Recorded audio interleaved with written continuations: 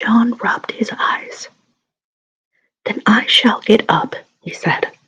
Of course, he was on the floor already. "Hello," he said, "I'm up." Michael was up by this time also, looking as sharp as a knife with 6 blades and a saw. But Peter suddenly signed silence. Their faces assumed the awful craftiness of children listening for sounds from the grown-up world. All was as still as salt. Then everything was right. No, stop. Everything was wrong. Nana, who had been barking distressfully all the evening, was quiet now. It was her silence they had heard. "Out with the light, hide, quick!" cried John, taking command for the only time throughout the whole adventure. And thus, when Liza entered holding Nana, the nursery seemed quite its old self, very dark, and you could have sworn you heard its 3 wicked inmates breathing angelically as they slept. They were really doing it artfully from behind the window curtains. Liza was in a bad temper, for she was mixing the Christmas puddings in the kitchen and had been drawn away from them with a raisin still on her cheek by Nana's absurd suspicions. She thought the best way of getting a little quiet was to take Nana to the nursery for a moment, but in custody, of course. "There, you suspicious brute," she said, not sorry that Nana was in disgrace. "They are perfectly safe, aren't they? Every one of the little angels, sound asleep in their bed. Listen to their gentle breathing." Here Michael, encouraged by his success, breathed so loudly that they were nearly detected. Nana knew that kind of breathing, and she tried to drag herself out of Liza's clutches, but Liza was dense. "No more of it, Nana," she said sternly, pulling her out of the room. "I warn you, if you bark again, I shall go straight for the master and missus and bring them home from the party, and then, oh, won't master just whip you?" She tied the unhappy dog up again, but do you think Nana ceased to bark? Bring master and missus home from the party. Why, that was just what she wanted. Do you think she cared whether she was whipped so long as her charges were safe?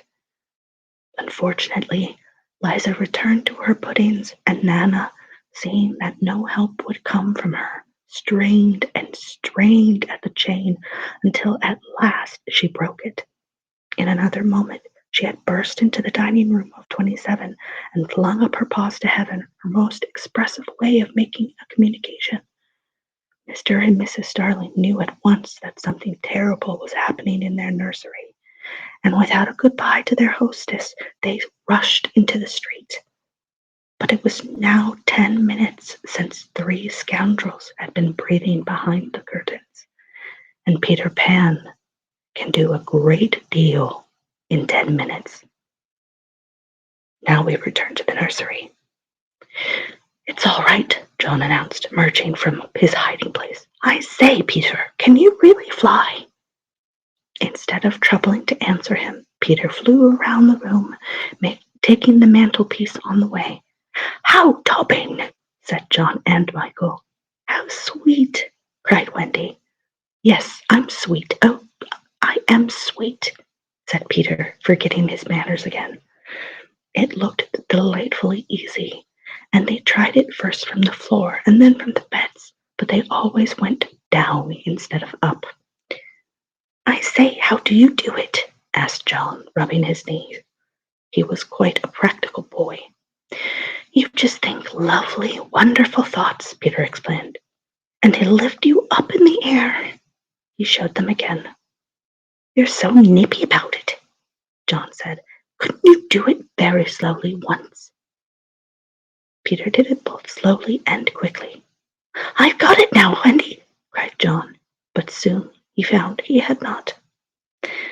Not one of them could fly an inch, though even Michael was in words of 2 syllables, and Peter did not know A from Z.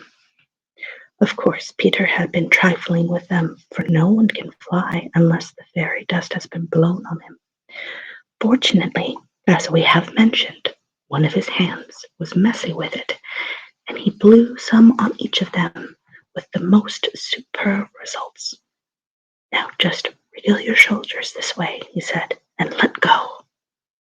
They were all on their beds, and gallant Michael let go first. He did not quite mean to let go, but he did it, and immediately he was borne across the room. "I flew!" he screamed while still in midair. John let go and met Wendy near the bathroom. "Oh, lovely!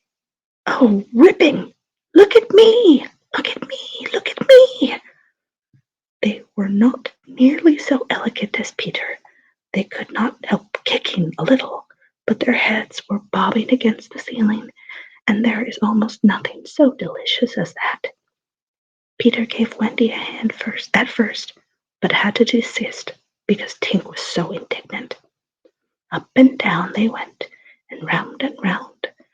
Heavenly was Wendy's word. "I say," cried John, "why shouldn't we all go out?" Of course, it was to this that Peter had been luring them. Michael was ready. He wanted to see how long it took him to do 1,000,000 miles. But Wendy hesitated. "Mermaids," said Peter again. "Oh, and there are pirates." "Pirates!" cried John, seizing his Sunday hat. "Let us go at once." It was just at this moment that Mr. and Mrs. Darling hurried with Nana out of 27.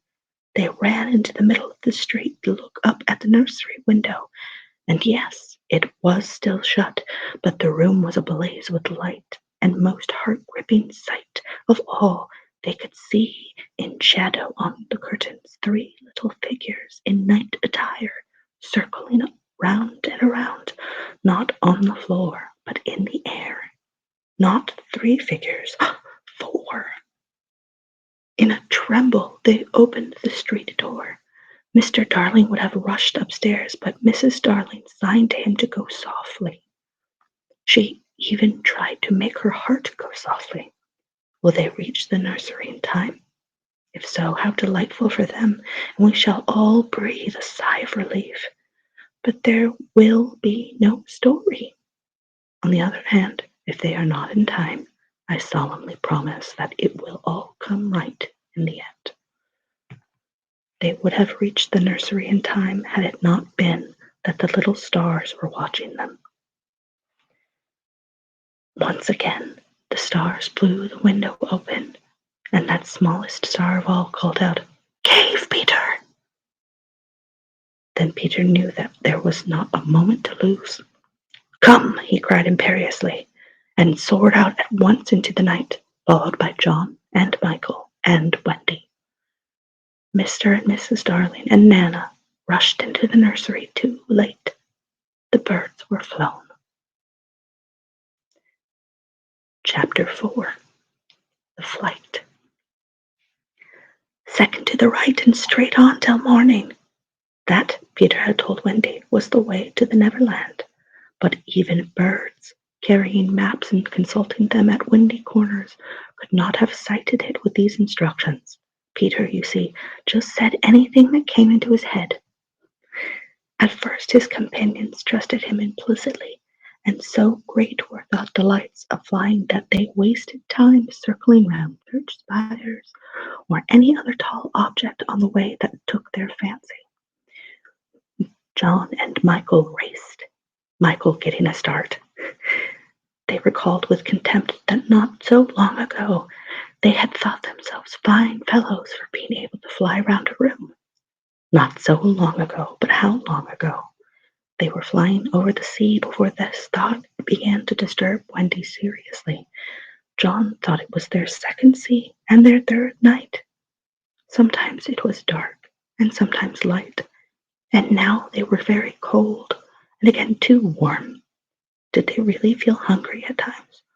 Or were they merely pretending because Peter had such a jolly new way of feeding them? His way was to pursue birds who had food in their mouths suitable for humans and snatch it from them. Then the birds would follow and snatch it back, and they would go all chasing each other gaily for miles, parting at last with mutual expressions of goodwill. But Wendy noticed with gentle concern that Peter did not seem to know that this was rather an odd way of getting your bread and butter, nor even that there are other ways. Certainly they did not pretend to be sleepy. They were sleepy, and that was a danger, for the moment they popped off, down they fell. The awful thing was that Peter thought this was funny. "There he goes again," he would cry gleefully, as Michael suddenly dropped like a stone. "Save him! Save him!" cried Wendy, looking with horror at the cruel sea far below. Eventually Peter would dive through the air and catch Michael just before he'd strike the sea, and it was lovely the way he did it, but he always waited to the last moment, and you felt it in his cleverness that interested him, and not the saving of human life. Also, he was fond of variety, and the sport that engrossed him one moment would suddenly cease to engage him. So there was always the possibility that the next time you fell, he would simply let you go. He could sleep in the air without falling, by merely lying on his back and floating. But this was, partly at least, because he was so light that if you got behind him and blew, he went faster. "You be more polite to him," Wendy whispered to John when they were playing Follow My Leader. "Then tell him to stop showing off," said John. When playing Follow My Leader, Peter would fly close to the water and touch each shark's tail in passing, just as in the street you may run your finger along an iron rail. They could not follow him in this with much success, so perhaps it was rather like showing off, especially as he kept looking behind to see how many tails they missed. "You must be nice to him," Wendy impressed on her brothers. "What could we do if he were to leave us?" "We would go back," Michael said. "How could we ever find our way back without him?" "Well, then, we could go on," said John. "That is the awful thing, John. We should have to go on, but we don't know how to stop." This was true. Peter had forgotten to show them how to stop. John said that if the worst came to the worst, all they had to do was to go straight on, for the world was round, and so in time they must come back to their own window. "And who is going to get food for us, John?" "I nipped a bit out of that eagle's mouth pretty neatly," Wendy. "Yeah, after the 20th try," Wendy reminded him. "And even though we became good at picking up food, see how we bump against the clouds and things if he is not near to give us a hand." Indeed, they were constantly bumping. They could now fly strongly, though they still kicked far too much. But if they saw a cloud in front of them, the more they tried to avoid it, the more certainly did they bump into it. If Nana had been there with them, she would have had a bandage round Michael's forehead by this time. Peter was not with them for the moment, and they felt rather lonely up there by themselves. He could go so much faster than they that he would suddenly shoot out of sight to have some adventure in which they had no share. He would come down laughing over something fearfully funny he had been saying to a star, but he had already forgotten what it was, or he would come up with mermaid scales still sticking to him, and yet not be able to say for certain what had been happening. It was really rather irritating to children who had never seen a mermaid. "And if he forgets them so quickly," Wendy argued, "how can we expect that he will go on remembering us?" Indeed, sometimes when he returned he did not remember them, at least not well. Wendy was sure of it. She saw recognition come into his eyes as he was about to pass them the time of day and go on. Once, even, she had to tell him her name. "I'm Wendy," she said agitatedly. He was very sorry. "I say, Wendy," he whispered to her, "always if you see me forgetting you, just keep on saying I'm Wendy, and then I'll remember." Of course, this was rather unsatisfactory. However, to make amends, he showed them how to lie out flat on a strong wind that was going their way, and this was such a pleasant change that they tried it several times and found they could sleep thus with security. Indeed, they would have slept longer, but Peter tired quickly of sleeping, and soon he would cry in his captain voice, "We get off here!" So, with occasional tiffs, but on the whole rollicking, they drew near the Neverland, for after many moons they did reach it, and what is more, they had been going pretty straight all the time, not perhaps so much owing to the guidance of Peter or Tink, as because the island was out looking for them. It is only thus that any one may sight those magic shores. "There it is," Peter said calmly. "Where? Where?" "Where all the arrows are pointing." Indeed, a million golden arrows were pointing out the island to the children, all directed by their friend, the sun, who wanted them to be sure of their way before leaving them for the night. Wendy and John and Michael stood on tiptoe in the air to get their first sight of the island. Strange to say, they all recognized it at once, and until fear fell upon them they hailed it, not as something long dreamt of and seen at last, but as a familiar friend to whom they were returning home for the holidays. "John, there's the lagoon. Wendy, look at the turtles burying their eggs in the sand. I say, John, I see your flamingo with the broken leg. Look, Michael, there's your cave. John, what's that in the bushwood? It's a wolf with her whelps. Wendy, I do believe that's your little whelp. There's my boat, John, with her sides stove in. No, it isn't. Why, we buried your boat.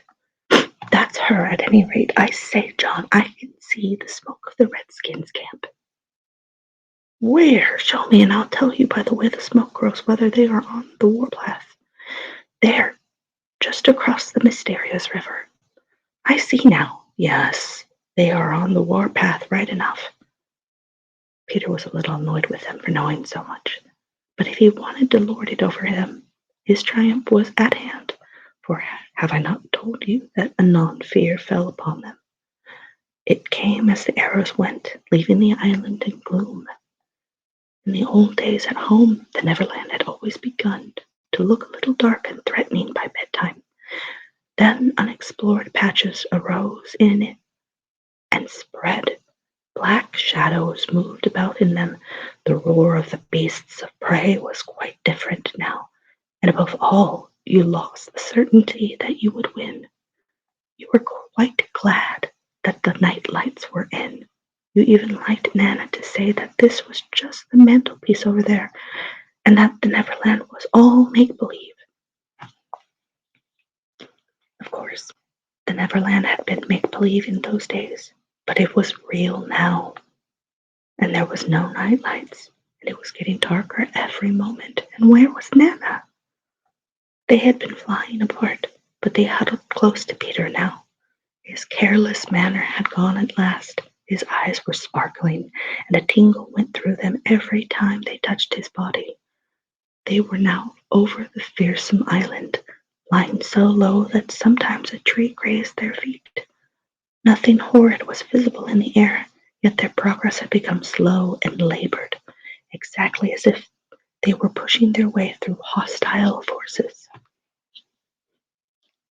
Sometimes they hung in the air until Peter had beaten on it with his fists. "They don't want us to land," he explained. "Who are they?" Wendy whispered, shuddering, but he could not or would not say. Tinker Bell had been asleep on his shoulder, but now he awakened her and sent her on in front.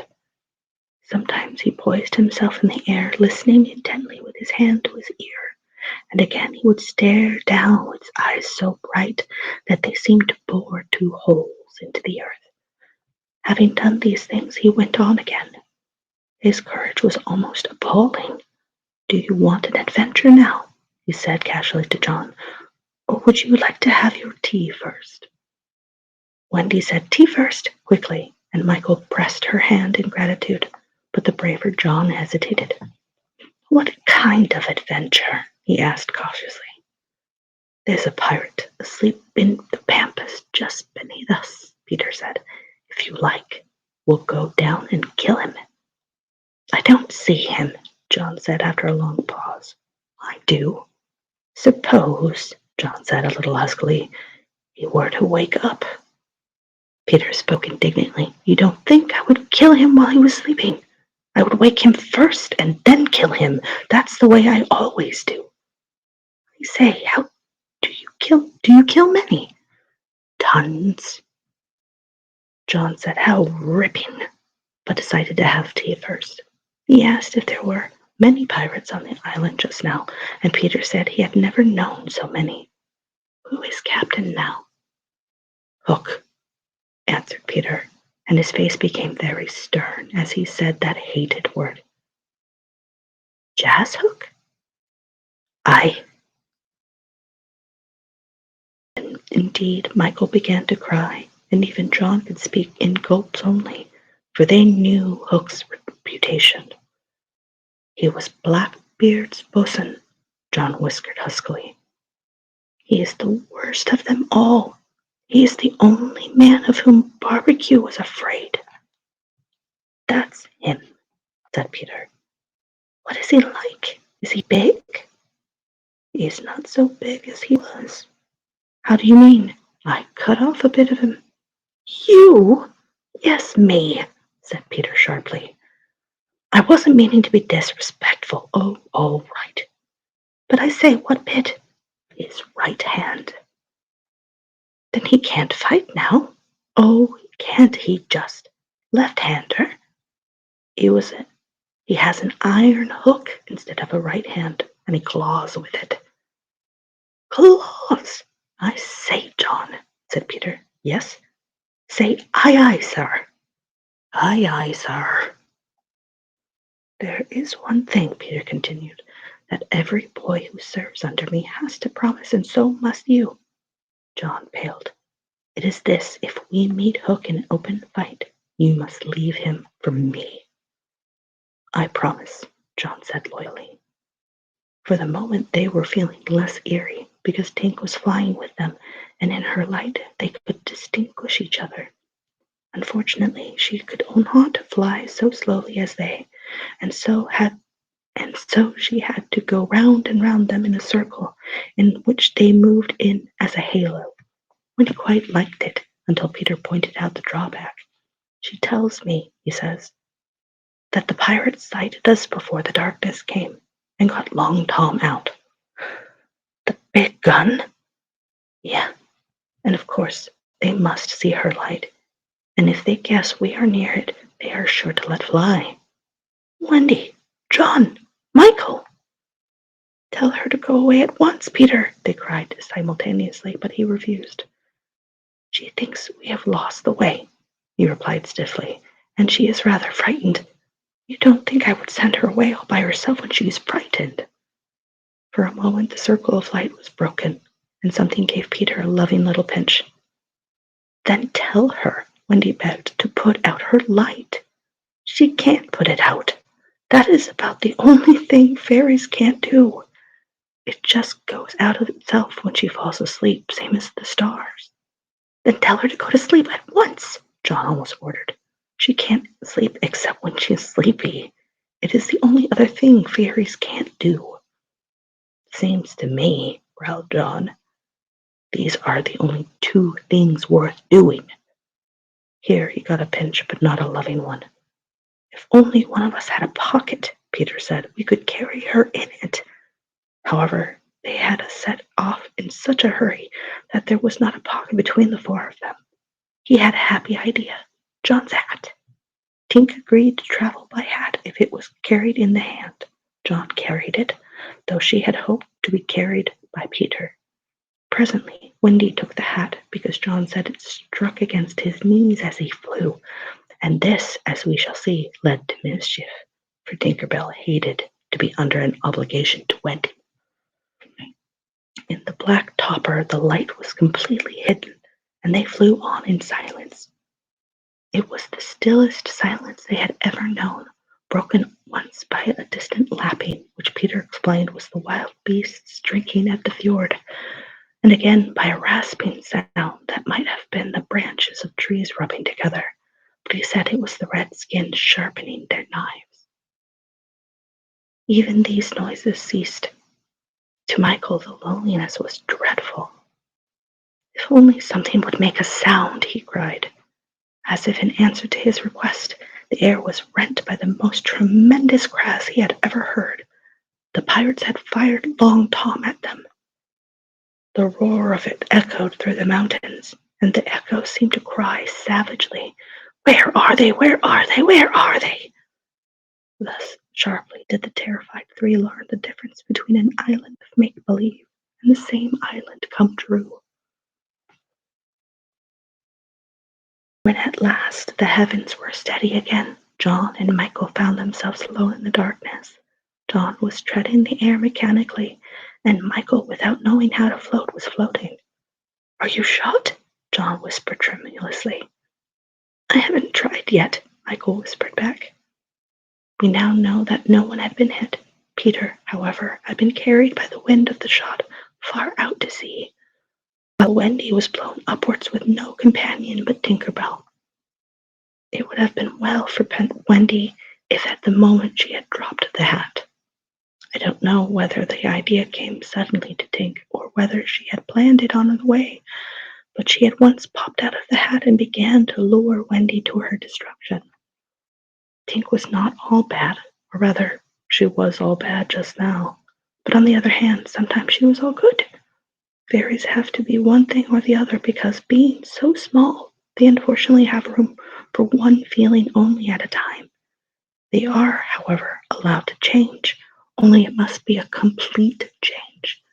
At present, she was full of jealousy of Wendy. What she said in her lovely tinkle Wendy could not, of course, understand, and I believe some of it was bad words, but it sounded kind. She flew back and forth, plainly meaning, "Follow me and all will be well." What else could poor Wendy do? She called to Peter and John and Michael and got only mocking echoes in return. She did not yet know that Tink hated her with the fierce hatred of a very woman. And so, bewildered and now staggering in her flight, she followed Tinker Bell to her doom.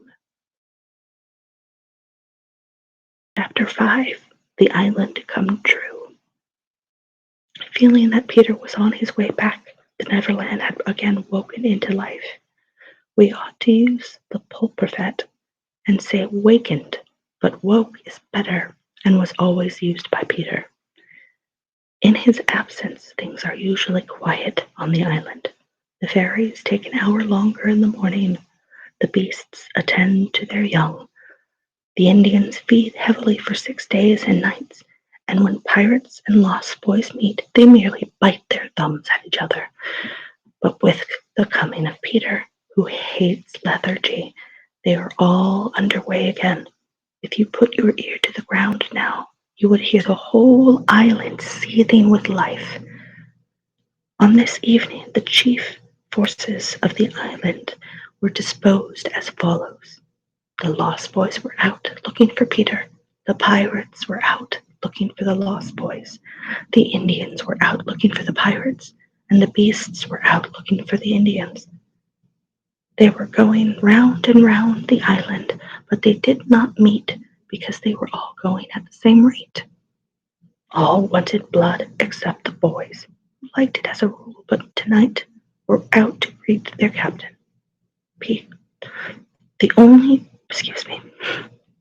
The boys on the island vary, of course, in numbers, according as they get killed and so on. And when they seem to be growing up, which is against the rules, Peter thins them out. But at this time there were 6 of them, counting the twins as 2. Let us pretend to lie here among the sugar cane and watch them as they steal by in a single file, each with his hand on his dagger. They are forbidden by Peter to look in the least like him, and they wear the skins of bears slain by themselves, in which they are so round and furry that when they fall, they roll. They have therefore become very sure-footed. The first to pass is Tootles, not the least brave, but the most unfortunate of all that gallant band. He had been in fewer adventures than any of them, because the big things constantly happened just when he had stepped around the corner. All would be quiet. Tootles would take the opportunity of going off to gather a few sticks of firewood, and then when he returned, the others would be sweeping up the blood. This ill luck had given a gentle melancholy to his countenance, but instead of souring his nature, had sweetened it, so that he was quite the humblest of the boys. Poor, kind Toodles, there is danger in the air for you tonight. Take care, lest an adventure is now offered to you, which, if accepted, will plunge you in deepest woe. Toodles, the fairy Tink who is bent on mischief this night, is looking for a tool. She thinks you the most easily tricked of the boys. Where, Tinkerbell? With that he could hear us, but we are not really on the island, and he passes by, biting his knuckles. Next comes Nibs, the delightful and debonair, followed by Slightly, who cuts whistles out of the trees and dances ecstatically to his own tunes. Slightly is the most conceited of the boys. He thinks he remembers the days before he was lost, with their manners and customs, and this has given his nose an offensive tilt. Curly is fourth. He is a pickle, and so often has he had to deliver up his person when Peter said sternly, "Stand forth the one who did this thing." That now at the command he stands forth automatically, whether he has done it or not. Last come the twins. Cannot be described, because we should be sure to be describing the wrong one. Peter never quite knew what twins were, and his band were not allowed to know anything he did not himself know. So these two were always vague about themselves, and did their best to give satisfaction by keeping close together in an apologetic sort of way. The boys vanish in the gloom, and after a pause, but not a long pause, for things go briskly on the island, come the pirates on their track. We hear them before they are seen, and it is always the same dreadful song. Avast belay, yo ho, heave to, a pirating we go, and if we're parted by a shot, we're sure to meet below. A more villainous looking lot never hung in a row on execution dock. Here, a little in advance, ever and again, with his head to the ground listening, his great arms bare, pieces of 8 in his ears as ornaments, is the handsome Italian Jacko, who cut his name in letters of blood on the back of the governor of the prison at Gao. That gigantic black man behind him has had many names since he dropped the one with which dusky mothers still terrify the children on the banks of Guantanamo. Here is Bill Jukes, every inch of him tattooed, the same Bill Jukes who got 6 dozen on the walrus from Flint before he would drop bags of moitheries, and Cookson, said to be the Black Murphy's brother, but this was never proved. And Gentleman Starkey, once an usher in a public school and still dainty in his ways of killing, and Skylights, Morgan's Skylights, and the Irish boatswain Shmee, an oddly genial man who stabbed, so to speak, not without offence, and was the only nonconformist in Hook's crew, and Noodler, whose hands were fixed on backwards, and Robert Mullins, and Alf Mason, and many another ruffian long known and feared on the Spanish Main.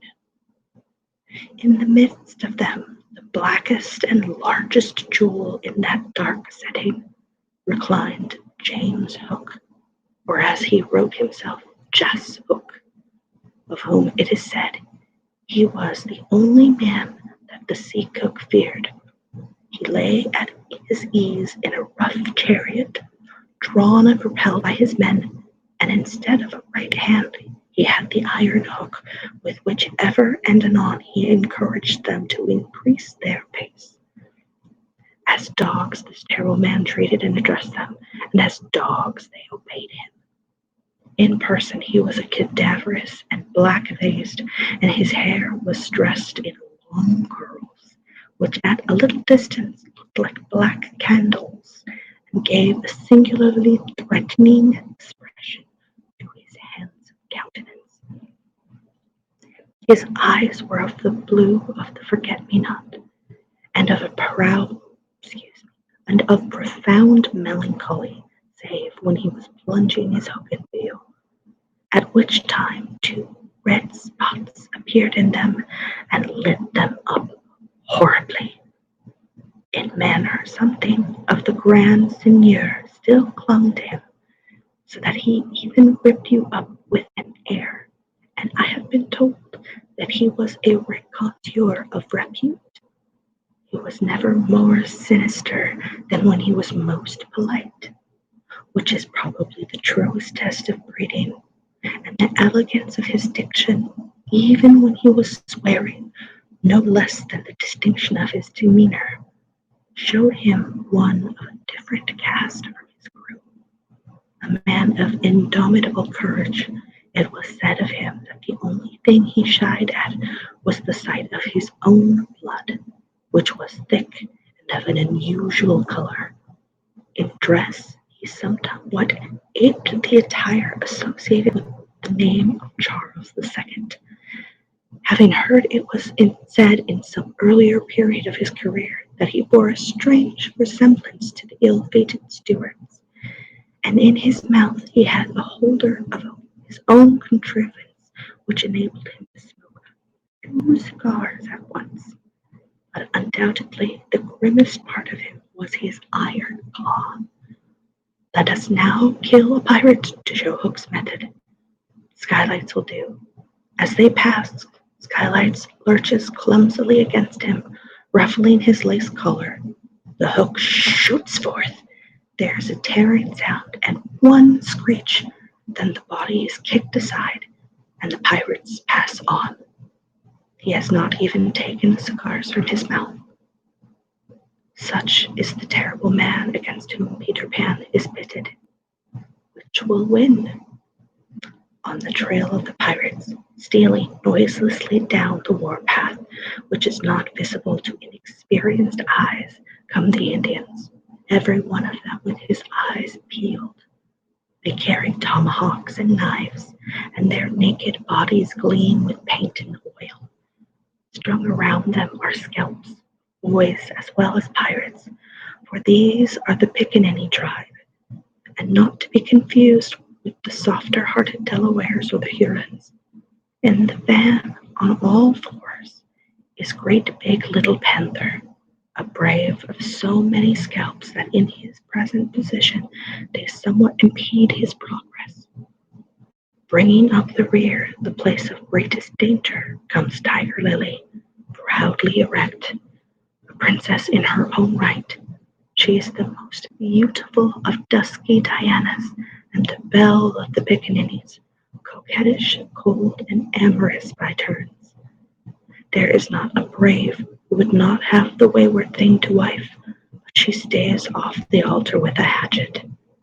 Observe how they pass over fallen twigs without making the slightest noise. The only sound to be heard is their somewhat heavy breathing. The fact is that they are all a little fat just now after heavy gorging, but in time they will work this off. For the moment, however, it constitutes their chief danger. The Indians disappeared as they had come like shadows, and soon their place is taken by the beast, a great and motley procession, lions, tigers, bears, and the innumerable smaller savage things that flee from them, for every kind of beast, and more particularly all the man-eaters, live cheek by jowl on the favored island. Their tongues are hanging out. They are hungry tonight. When they have passed, comes the last figure of all, a gigantic crocodile, we shall see for whom she is presently looking. The crocodile passes, but soon the boys appear again. The procession must continue indefinitely until one of the party stops or changes its pace. Then quickly they will be on top of each other. All are keeping a sharp lookout in front, but none suspects that the danger may be creeping up from behind. This shows how real the island was. The first to fall out of the moving circle was the boys. They flung themselves down on the sward, close to their underground home. "I do wish Peter would come back," every one of them said nervously, though in height and still more in breadth they were all larger than their captain. "I am the only one who is not afraid of the pirates," Slightly said, in the tone that prevented his being a general favorite. But perhaps some distant sound disturbed him, for he added hastily, "But I wish he would come back and tell us whether he has heard anything more about Cinderella." They talked of Cinderella, and Toodles was confident that his mother must have been very like her. It was only in Peter's absence that they could speak of mothers, the subject being forbidden by him as silly. "All I remember about my mother," Nibs told them, "is that she often said to Father, 'Oh, how I wish I had a checkbook of my own.' I don't know what a checkbook is, but I should just love to give my mother one." While they talked, they heard a distant sound. You or I, not being wild things of the wood, would have heard nothing, but they heard it, and it was the grim song. Yo ho, the pirate life, the flag, the skull and bones, mary a hour, a hempen and rope, and ye for Davy Jones. At once the lost boys, but where are they? They are no longer there. Rabbits could not have disappeared more quickly. I will tell you where they are. With the exception of Nibs, who had darted away to recontour, they are already in their home underground, a very delightful residence of which we shall see a good deal presently. But how have they reached it? For there is no entrance to be seen, not so much as a pile of brushwood, which if removed would disclose the mouth of a cave. Look closely, however, and you may note that there are here 7 large trees, each having in its hollow trunk a hole as large as a boy. These are the 7 entrances to the home under the ground, for which Hook has been searching in vain these many moons. Will he find it tonight? As the pirates advanced, the quick eye of Starkey sighted Nibs disappearing through the wood, and at once his pistol flashed out, but an iron claw gripped his shoulder. "Captain, let go!" he cried, writhing. Now for the first time we hear the voice of Hook. It was a dark voice. "Put back the pistol first," it said threateningly. "It was one of those boys you hate. I could have shot him dead." "Aye, and the sound would have brought Tiger Lily's Indians upon us. Do you want to lose your scalp?" "Shall I after him, Captain?" asked the pathetic Smee, "and tickle him with Johnny's corkscrew?" Smee had pleasant names for everything, and his cutlass was Johnny Corkscrew, because he wriggled it in the wound. One could mention many lovable traits of Smee. For instance, after killing, it was his spectacles he wiped instead of his weapon. "John is a silent fellow," he reminded Hook. "Not now, Smee," Hook said darkly. "He is only one, and I want to mischief all the 7. Scatter and look for them." The pirates disappeared among the trees, and in a moment their captain and Smee were alone. Hook heaved a heavy sigh, and I know not why it was.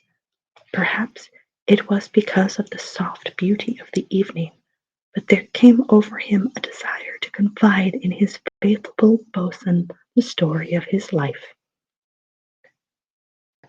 Hook spoke long and earnestly, but what is was all about me, who was rather stupid, did not know in the least.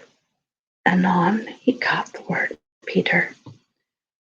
Most of all, Hook was saying passionately, I want their captain, Peter Pan. 'Twas he cut off my arm. He brandished the hook threateningly. I've waited long to shake his hand with this. Oh, I'll tear him.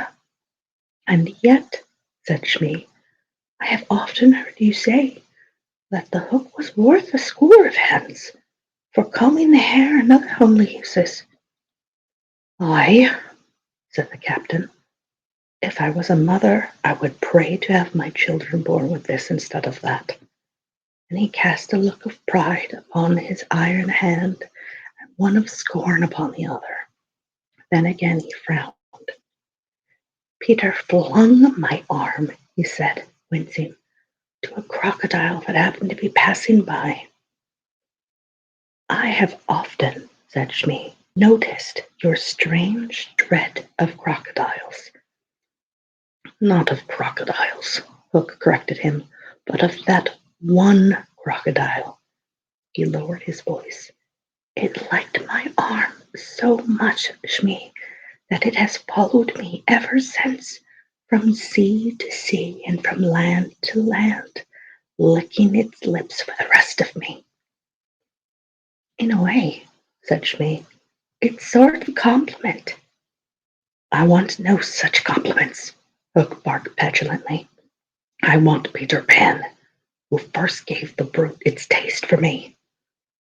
He sat down on a large mushroom, and now there was a quiver in his voice.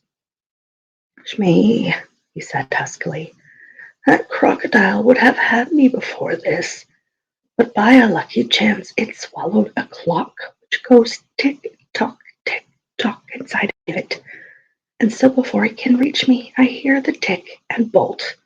He laughed, but in a hollow way.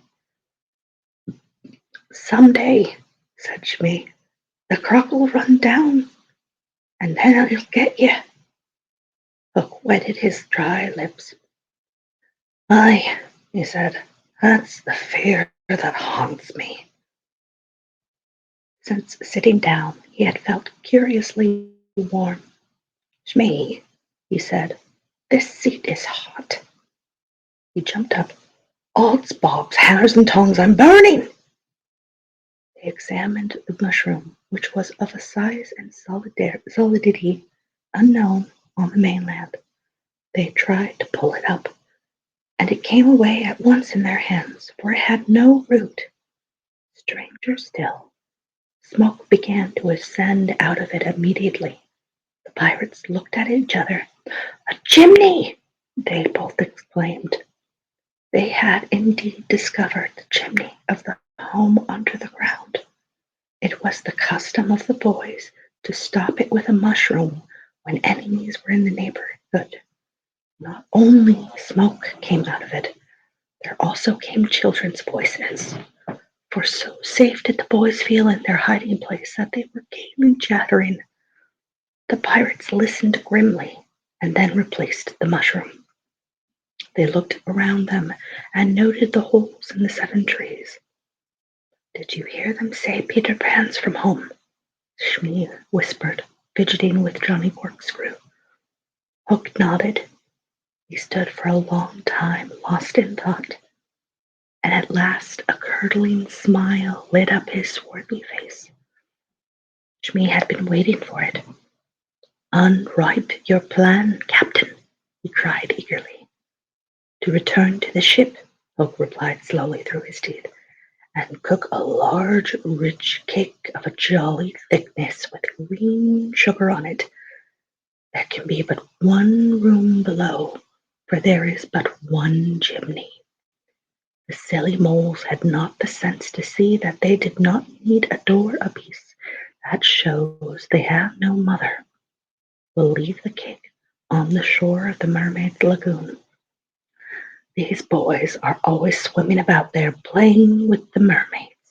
They will find the cake and they will gobble it up because, having no mother, they don't know how dangerous 'tis to eat rich, damp cake. He burst into laughter, not hollow laughter now, but honest laughter. They will die. Smee had listened with growing admiration. It's the wickedest, prettiest policy I have ever heard of, he cried, and in their exultation they danced and sang. Avast belay when I appear, by fear they're overcook it, not left upon your bones when you have shaken claws with cook. They began the verse, but they never finished it, for another sound broke in and stilled them. It was at first such a tiny sound that a leaf might have fallen on it and smothered it, but as it came nearer, it was more distinct. Tick tock, tick tock. Hook stood shuddering, 1 foot in the air. The crocodile! He gasped, and bounded away, followed by his boatswain. It was indeed the crocodile. It had passed the Indians, who were now on the trail of the other pirates. It oozed on after Hook. Once more the boys emerged into the open, but the dangers of the night were not yet over, for presently Nibs rushed breathlessly into their midst, pursued by a pack of wolves. Their tongues of their pursuers were hanging out. The baying of them was horrible. Save me, cried Nibs, falling on the ground. But what can we do? What can we do? It was a high compliment to Peter that at that dire moment their thoughts turned to him. What would Peter do? They cried simultaneously. Almost in the same breath they added, Peter would look at them through his legs. And then, let us do what Peter would do. It is quite the most successful way of defying wolves, and as one boy bent and looked through their legs, and as one boy they bent and looked through their legs, the next moment is the long one.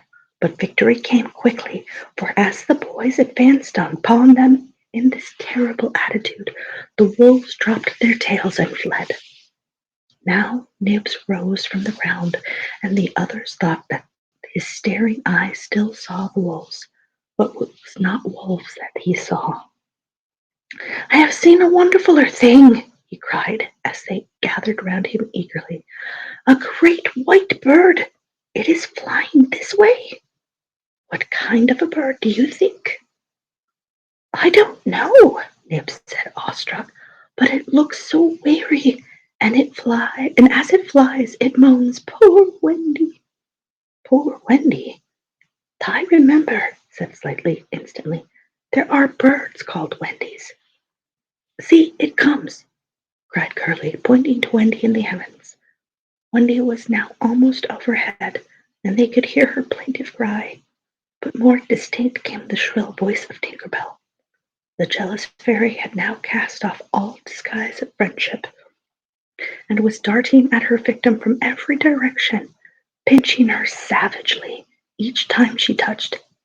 Hello, Tink, cried the wondering boys. Tink's reply rang out.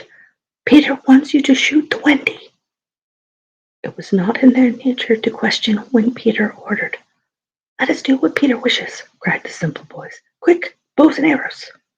But all but Toodles popped down their trees. He had a bow and arrow with him, and Tink noted it and rubbed her little hands. Quick, Toodles, quick, she screamed. Peter will be so pleased. Toodles excitedly fitted the arrow into his bow. Out of the way, Tink, he shouted, and then he fired, and Wendy fluttered to the ground with an arrow in her breast. Chapter 6. The Little House. Foolish Toodles was standing like a conqueror over Wendy's body when the other boys sprang armed from their trees. You are too late, he cried proudly. I have shot the Wendy bird. Peter will be so pleased with me. Overhead, Tinker Bell shouted, Silly ass! And darted into hiding. The others did not hear her. They had crowded round Wendy, and as they looked, a terrible silence fell upon the wood. If Wendy's heart had been beating, they would have heard it. Slightly was the first to speak. "It is no bird," he said in a scared voice. "I think it must be a lady." "A lady?" Toodles said, and fell a-trembling. "And we've killed her," Nibs said hoarsely. They all whipped off their hats. "Now I see," Curly said. "Peter was bringing her to us." He threw himself sorrowfully on the ground. "A lady to take care of us at last," said one of the twins, "and you have killed her." They were sorry for him, but sorrier for themselves, and when he took a step nearer them, they turned from him. Toodle's face was very white, but there was a dignity about him now that had never been there before. "I did it," he said, reflecting. "When ladies used to come to me in dreams, I said, 'Pretty mother, pretty mother,' but when at last she really came, I shot her." He moved slowly away. "Don't go," they called in pity. "I must," he answered, shaking. "I'm so afraid of Peter." It was at this tragic moment that they heard a sound which made the heart of every one of them rise to his mouth. They heard Peter crow. "Peter!" they cried, for it was always thus that he signaled his return. "Hide her!" they whispered, and gathered hastily around Wendy. But Toodles stood aloof. Again came that ringing crow, and Peter dropped in front of them. "Greetings, boys," he cried, and mechanically they saluted, and then again it was silent. He frowned. "I'm back," he said hotly. "Why do you not cheer?" They opened their mouths, but the cheer would not come. He overlooked it in his haste to tell the glorious tidings. "Great news, boys," he cried. "I have brought at last a mother for all of you." Still no sound, except a little thud from Toodles as he dropped to his knees. "Have you not seen her?" asked Peter, becoming troubled. "She flew this way."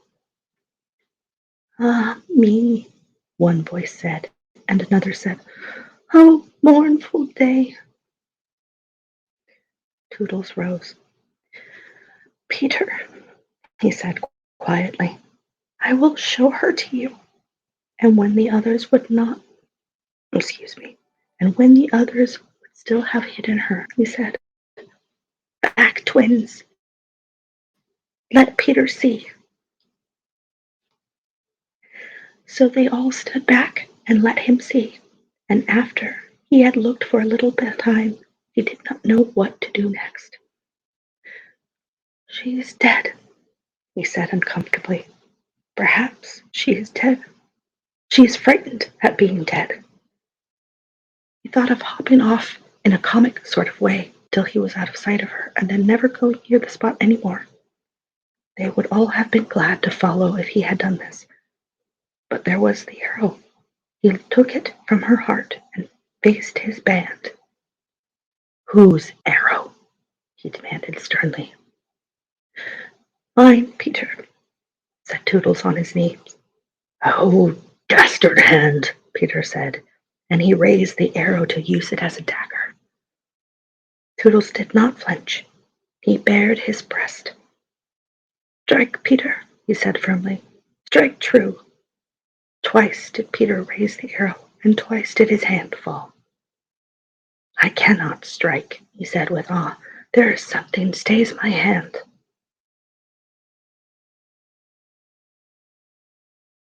All looked at him in wonder, save Nibs, who fortunately looked at Wendy. "It is she!" he cried. "The Wendy lady, see her arm!"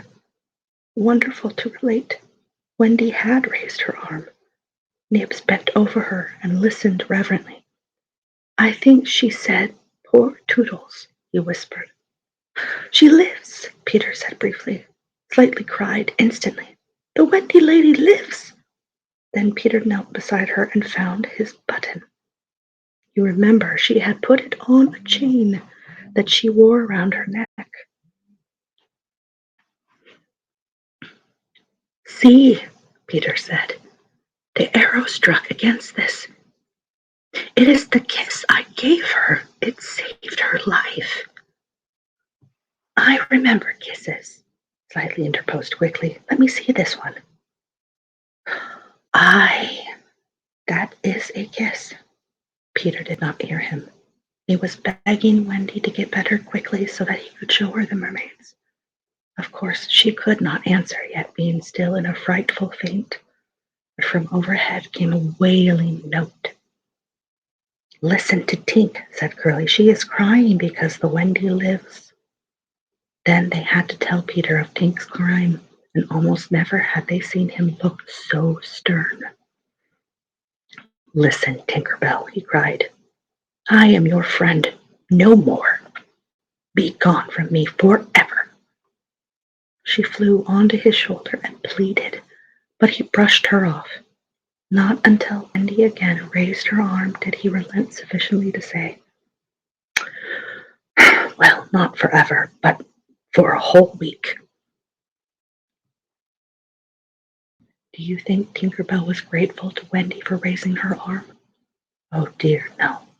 Never wanted to pinch her so much. Fairies indeed are strange, and Peter, who understood them best, often cuffed them. But what to do with Wendy in her present delicate state of health? Let us carry her down into the house, Curly suggested.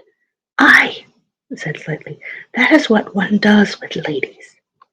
No, no, Peter said. You must not touch her. It would not be sufficiently respectful.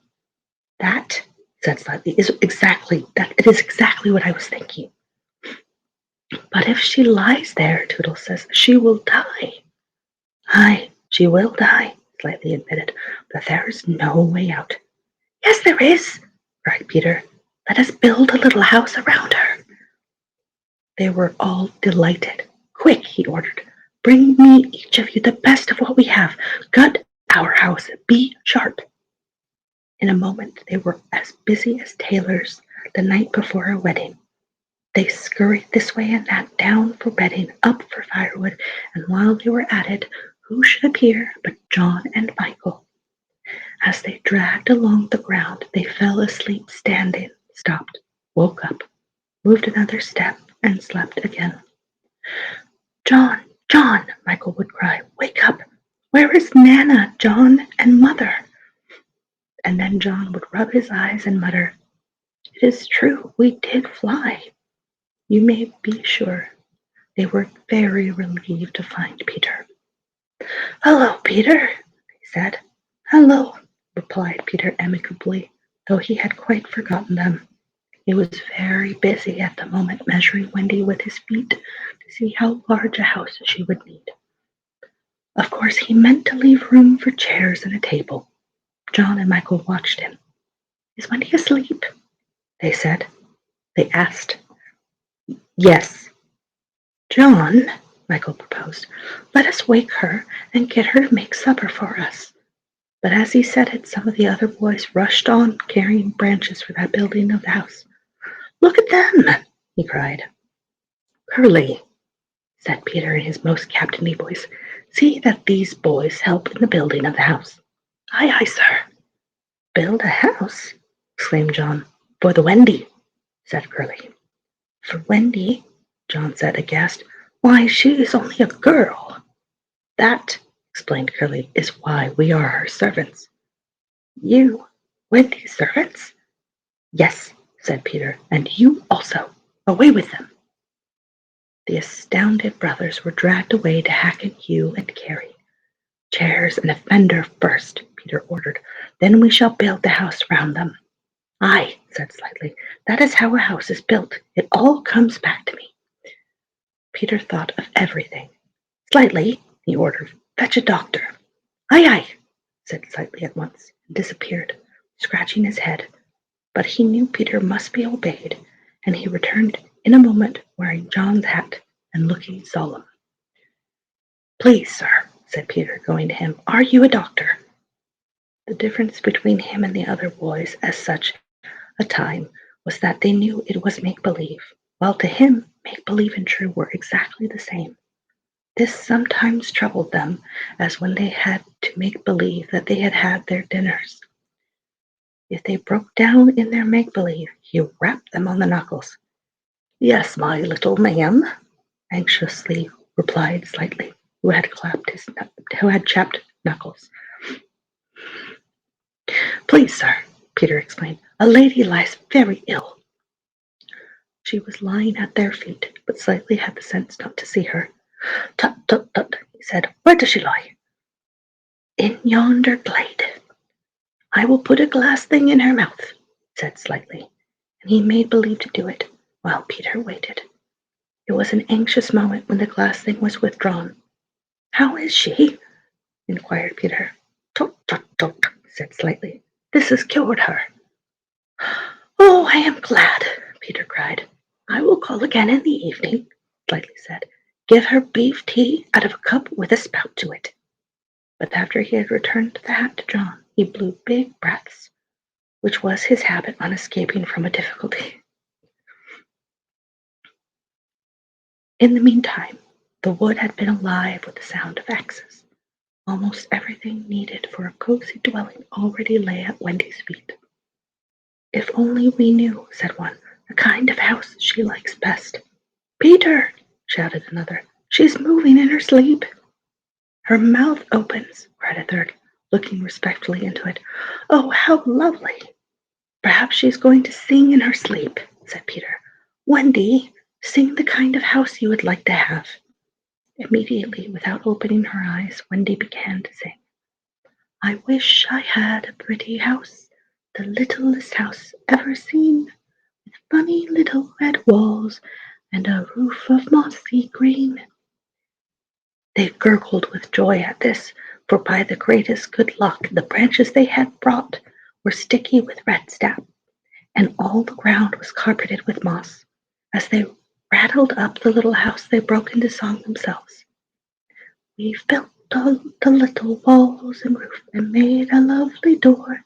So tell us, Mother Wendy, what are you wanting more?" To this she answered rather greedily, "Only next I think I'll have bright windows all about, with roses peeping in, you know, and babies peeping out."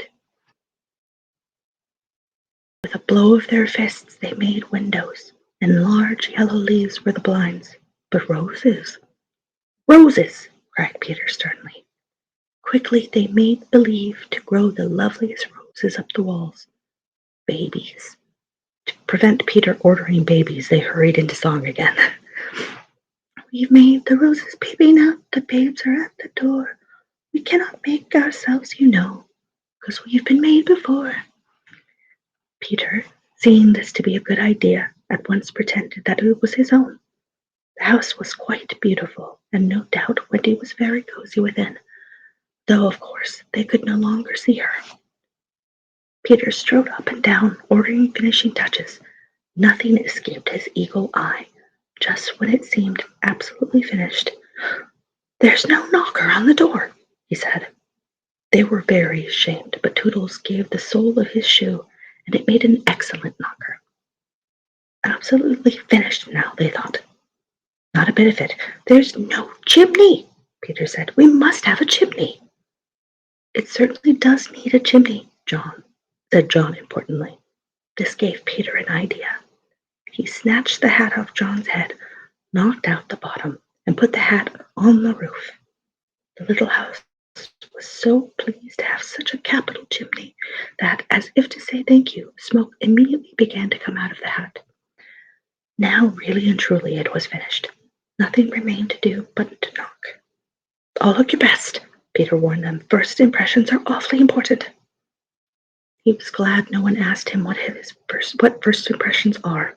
They were all too busy looking their best. He knocked politely, and now the wood as still as the children. Not a sound to be heard except Tinker Bell, who was watching from a branch and openly sneering. What the boys were wondering was, would anyone answer the knock? If a lady, what would she be like? The door opened and a lady came out. It was Wendy. They all whipped off their hats. She looked properly surprised, and this was just how they had hoped she would look. "Where am I?" she said. Of course, Lightly was the first to get his words in. "Wendy, lady," he said rapidly, "for you we built this house." "Oh, say you're pleased," cried Nibs. "Lovely, darling house," Wendy said, and they were very words they had hoped she would say. "And we are your children," cried the twins. Then all went on their knees, holding out their arms, and cried, "Oh, Wendy, lady, please be our mother." "Aren't I?" Wendy said, all shining. "Of course, it's frightfully fascinating, but you see, I am only a little girl. I have no real experience." "That doesn't matter," Peter said, as if he were the only person present who knew all about it, though he was really the one who knew least. "What we need is just a nice motherly person." "Oh dear," Wendy said. "You see, I feel that is exactly what I am." It is, they all cried. "We saw it once." "Very well," she said. "I will do my best. Come inside at once, you naughty children. I am sure your feet are damp, and before I put you to bed, I have just time to finish the story of Cinderella." In they went. I don't know how there was room for them, but you can squeeze very tight in the Neverland. And that was the first of the many joyous evenings they had with Wendy. By and by she tucked them up in the great bed in the home under the trees, but she herself slept that night in the little house, and Peter kept watch outside with drawn sword, for the pirates could be heard caressing far away, and the wolves were on the prowl. The little house looked so cozy and safe in the darkness, with a bright light showing through its blinds, and the chimney smoked beautifully, and Peter standing on guard. After a time he fell asleep, and some unsteady fairies had to climb over him on their way home from an orgy.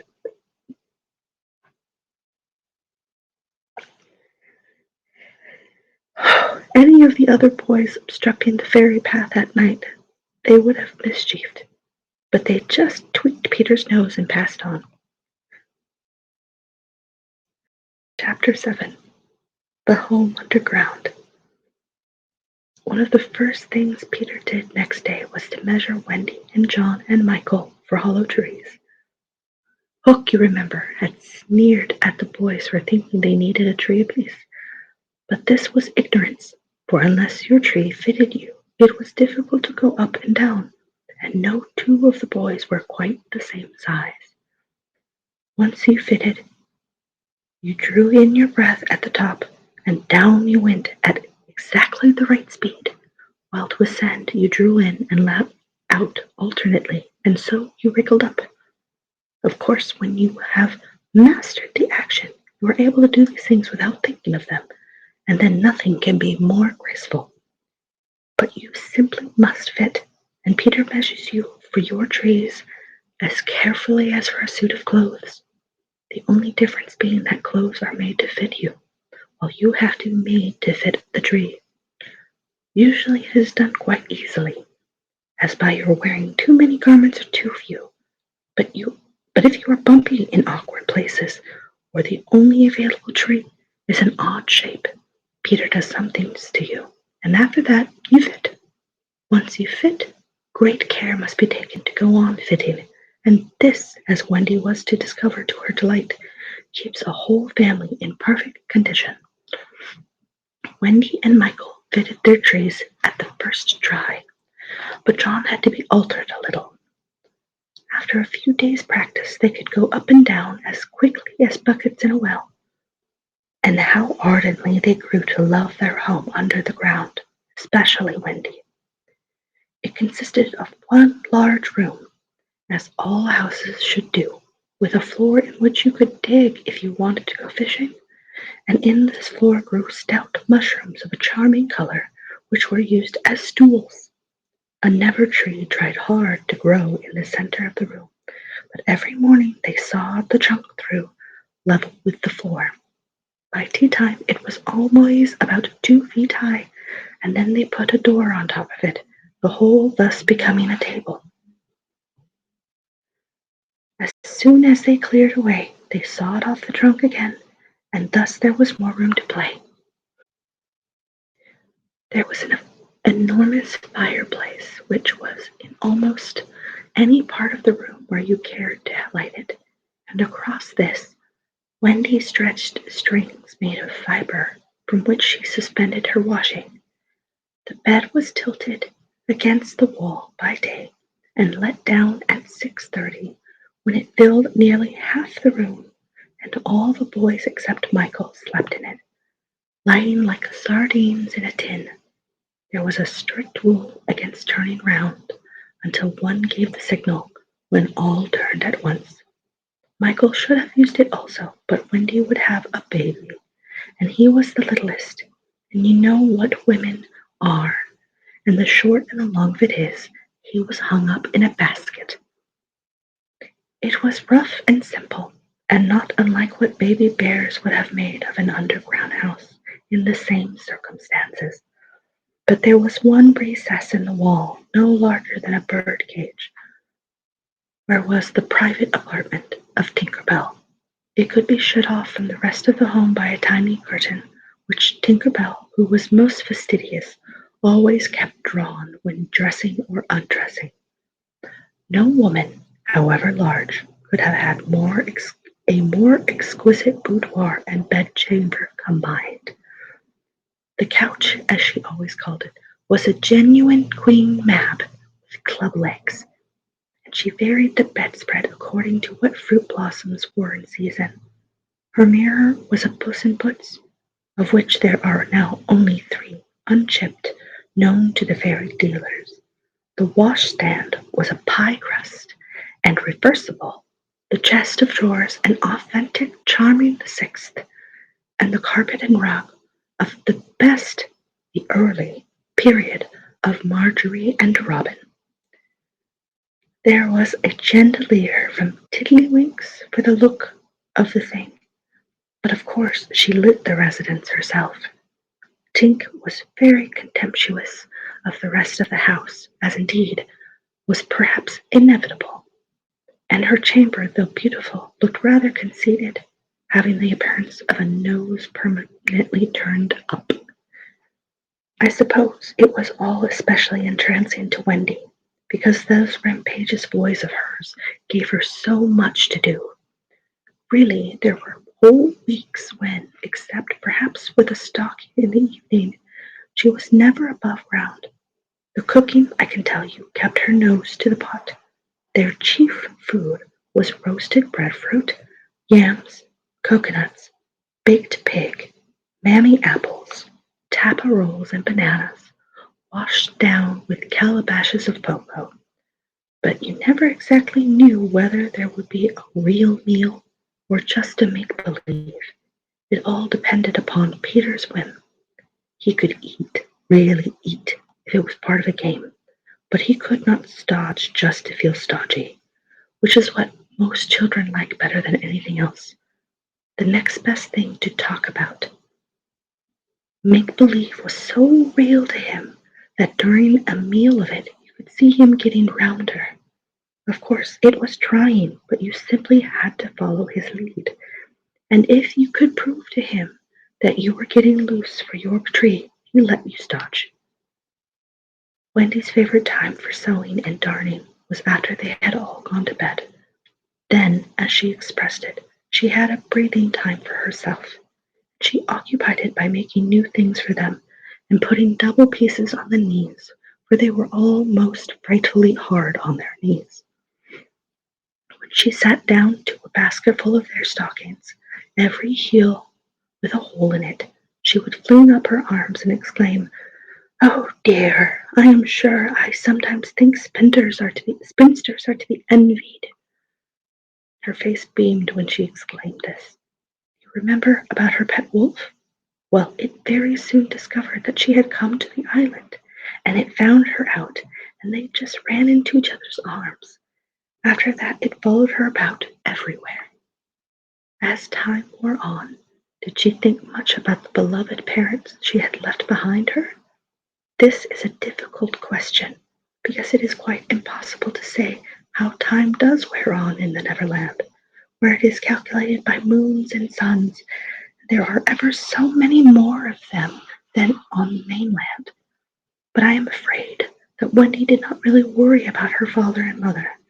She was absolutely confident that they would always keep the window open for her to fly back through, and this gave her complete ease of mind.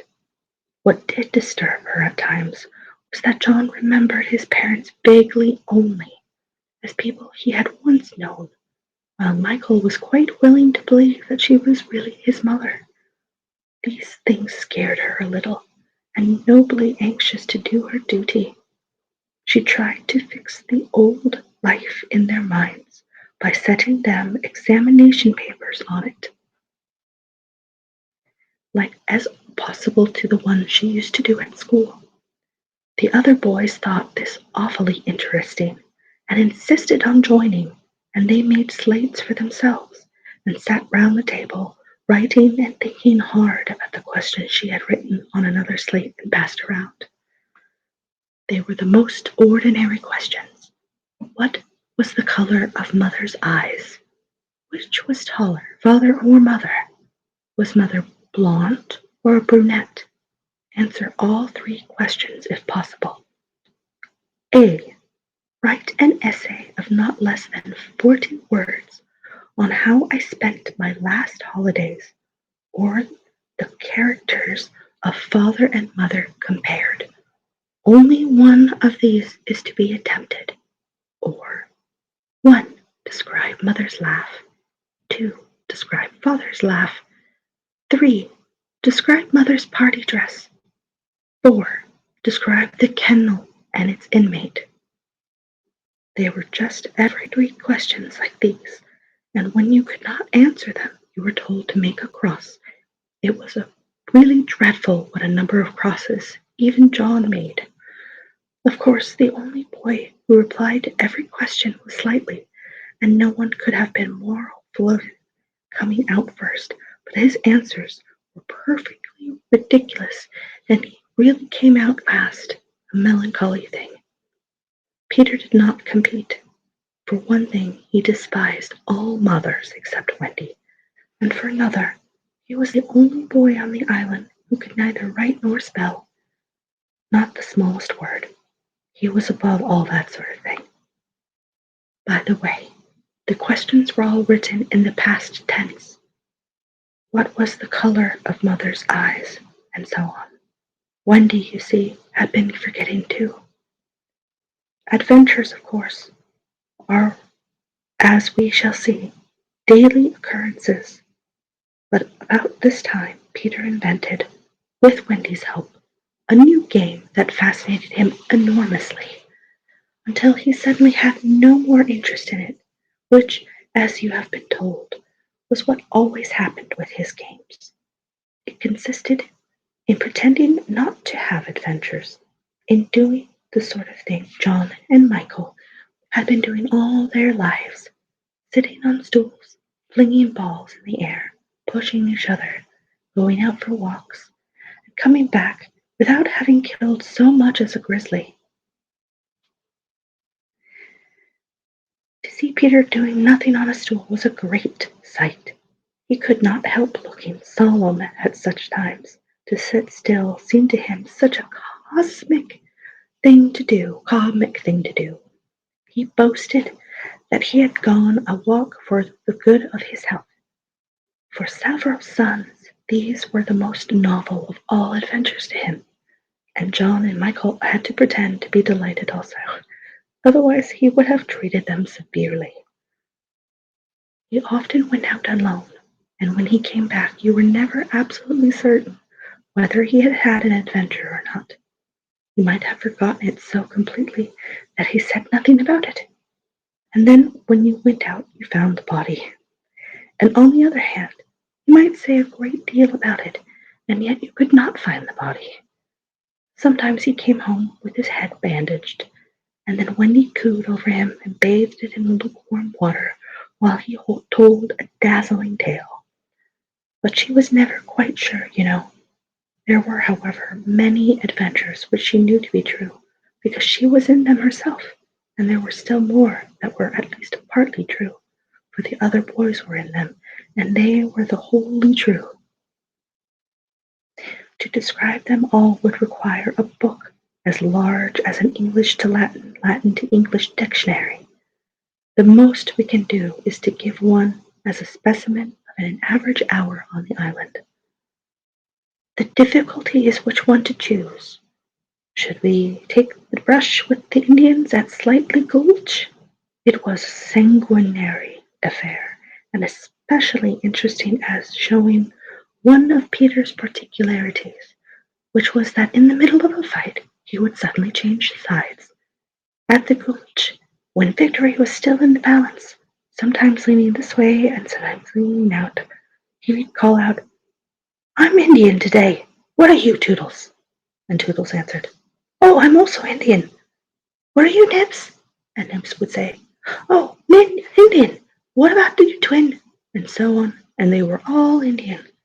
And of course this would have ended the fight had not the real Indians, fascinated by Peter's methods, agreed to be lost boys for that once.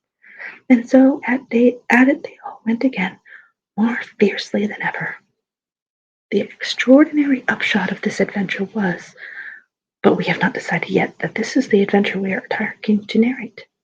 Perhaps a better one would be the night attack by the Indians on the house under the ground, when several of them stuck in the hollow trees and had to be pulled out like corks. Or we might tell how Peter saved Tiger Lily's life in the Mermaid's Lagoon, and so made her his ally. Or we could tell of that cake the pirates cooked, so that the boys might eat it and perish, and how they placed it in one cunning spot after another, but always Wendy snatched from the hands of her children, so that in time it lost its succulence and became hard as a stone, and was used as a missile when a hook fell over it in the dark. Or suppose we tell the story of the birds that were Peter's friends, particularly of the never bird that built in a tree overhanging the lagoon, and how the nest fell into the water, and still the bird sat on her eggs, and Peter gave orders that she was not to be disturbed. That is a pretty story, and the end shows how grateful a bird can be. But if we tell it, we must also tell the whole adventure of the lagoon, which would, of course, be telling two adventures rather than just one. A shorter adventure, and quite as exciting, was Tinker Bell's attempt, with the help of some street fairies, to have the sleeping Wendy conveyed on a great floating leaf to the mainland. Fortunately, the leaf gave way, and Wendy woke, thinking it was bath time, and swam back. Or again, we might choose Peter's defiance of the lions, when he drew a circle round him on the ground with an arrow and defied them to cross it. And though he waited for hours, the other boys and Wendy looking on with bated breath from the trees, not one of them dared to accept his challenge. Which of these adventures shall we choose? The best way will be to toss for it. I have tossed, and the lagoon has won. This almost makes one wish that the gulch or the cake or Tink's leaf had won. Of course, I could do it again and make it best out of three. However, perhaps fairest to stick to the lagoon. Chapter 7. The Mermaid's Lagoon. If you shut your eyes and are a lucky one, you may see at times a shapeless pool of lovely pale colors suspended in the darkness. Then, if you squeeze your eyes tighter, the pool begins to take shape, and the colors become so vivid that with another squeeze they must go on fire. But just before they go on fire, you see the lagoon. This is the nearest you ever get to it on the mainland. Just one heavenly moment. If there could be two moments, you might see the surf and hear the mermaids singing. The children often spent long summer days on this lagoon, swimming or floating most of the time, playing the mermaid games in the water, and so forth. You must not think from this that the mermaids were on friendly terms with them. On the contrary, it was among Wendy's lasting regrets that all the time she was on the island she never had a civil word from one of them.